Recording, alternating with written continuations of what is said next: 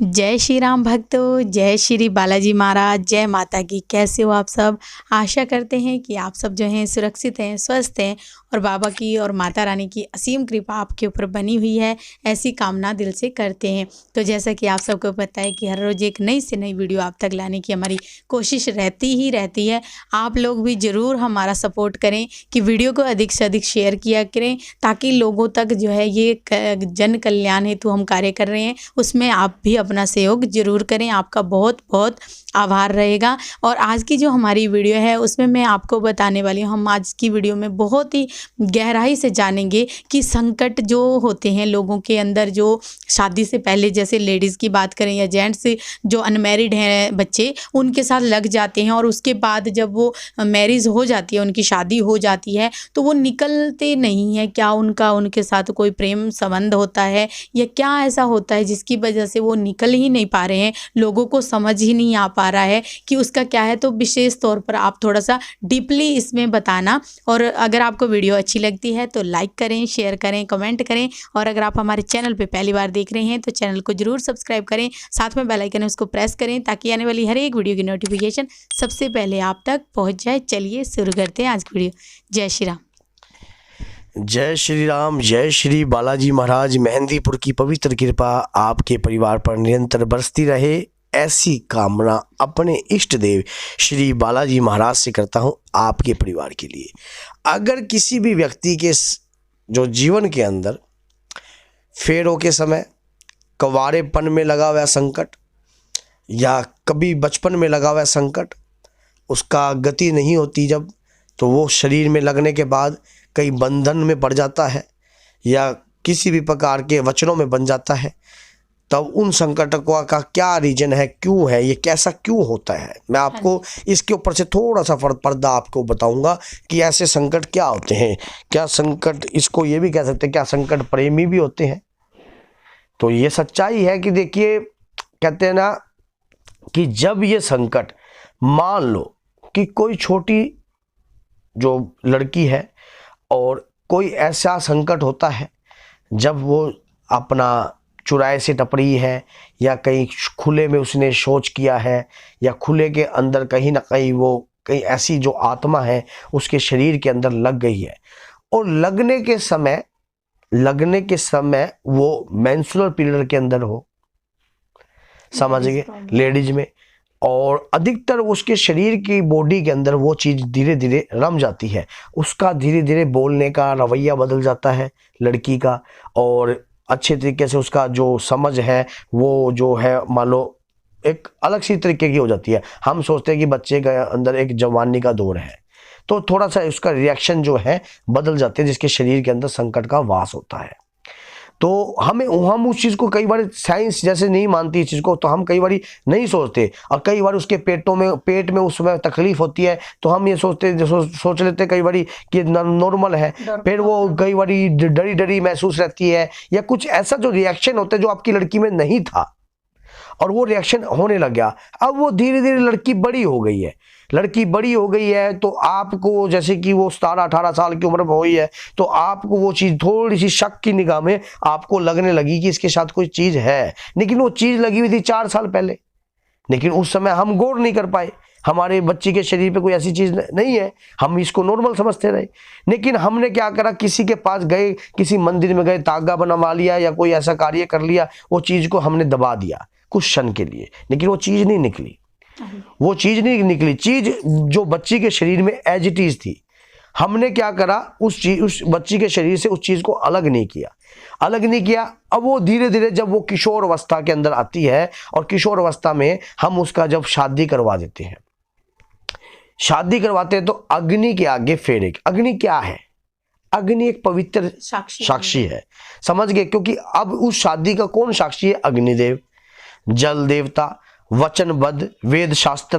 क्योंकि जब ब्राह्मण जो है अपना मंत्र याचनाएं, पूजा याचनाएं करते हैं, जब वैदिक गठबंधन करते हैं, गठबंधन मानो पति पत्नी का संबंधित कार्य है, तब वो क्या करता है, तब वो वचनों में और फेरों के अंदर, जब 7 फेरे वचन होते हैं, तब वो उसके शरीर के ऊपर होता है, क्योंकि वो उसका खुद का शरीर तो है नहीं। कहते कि पंच तत्व शरीर वलीना, 5 तत्वों से शरीर का निर्माण हुआ है।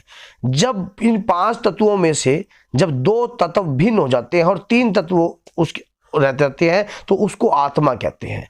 आत्मा का जो वजन है वो 21 ग्राम का वजन है, जो इतने ही हिस्से पे रहती है और पूरे बॉडी को ऑपरेट कर लेती है। तो वो जब उस शरीर को अपना शरीर मानने लगी, क्योंकि उसके बाद 2 तत्व भिन्न है, अग्नि और मिट्टी।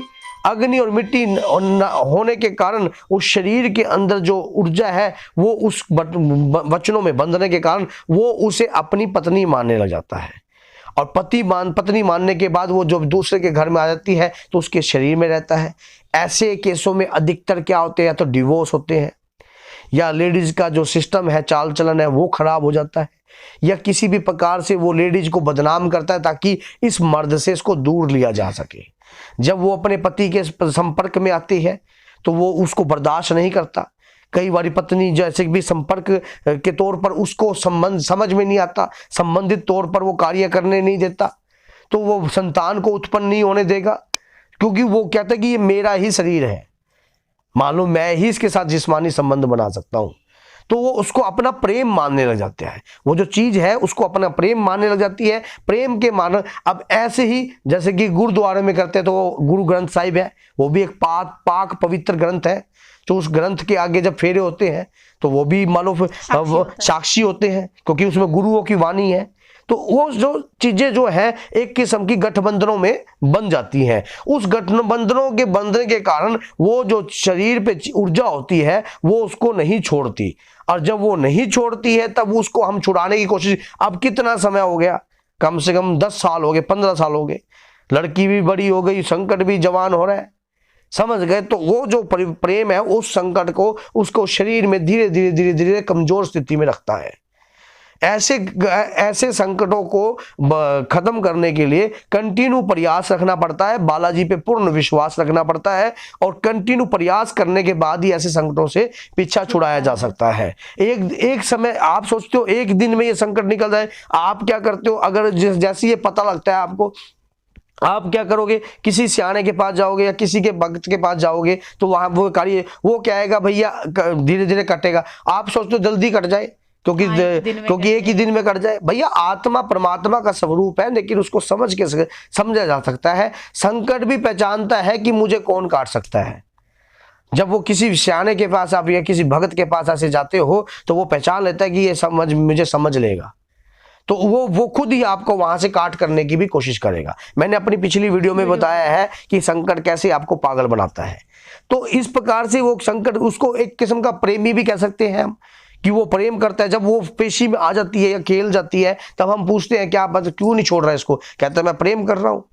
ऐसे संकटों के उदाहरण भी मेरे पास आए थे, मेरे पास वीडियो बनी हुई है, और उनकी हमने दरबार के अंदर शादी करवाई, और बाद में उसको हमने लटकाया, उल्टा लटकाकर फिर शादी करवाई। पति नवरात्रि में उसकी संतान नहीं होने दे रहा था, साथ में नवरात्रि के अंदर ये कार्यक्रम किया है बाबा की दया से।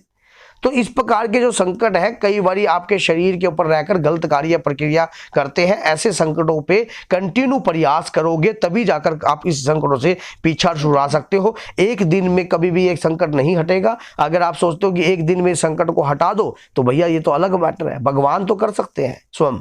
हम मैं आपको भ्रमित नहीं करूंगा, मेहंदीपुर बालाजी महाराज की कृपा से ये संकट हटेंगे, लेकिन संकट की सोच बदली जाती है, उसके प्यार के दर्जे को दर्जा दिया जाता है।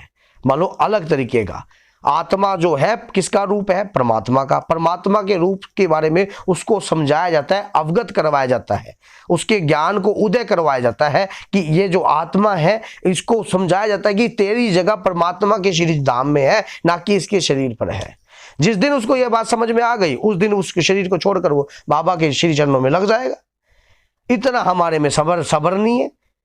इतना सबर होगा तो फिर तभी संकट के पीछे छूट सकते हैं, नहीं तो फिर ऐसे लोगों को क्या करते हैं, भटका हुआ कह सकते हैं। वो जगह जगह राउंड फिगर में घूमते रहते हैं, अपने ही इर्द गिर्द घूमते रहते हैं, यहाँ नहीं तो और सही, और नहीं तो और सही, और नहीं तो और सही। काटेगा तो बाबा ही काटेगा। मैं तो आपको आज बता दिया सही रास्ता तो वही है, क्योंकि मेहंदीपुर सरकार आत्मा का संहार केंद्र है, ना कि किसी आत्मा को छोड़ने का केंद्र है। वहाँ पर आत्मा का सदगति होती है। परमात्मा श्री बालाजी महाराज के परम धाम, वहाँ पर शिक्षा दी जाती है।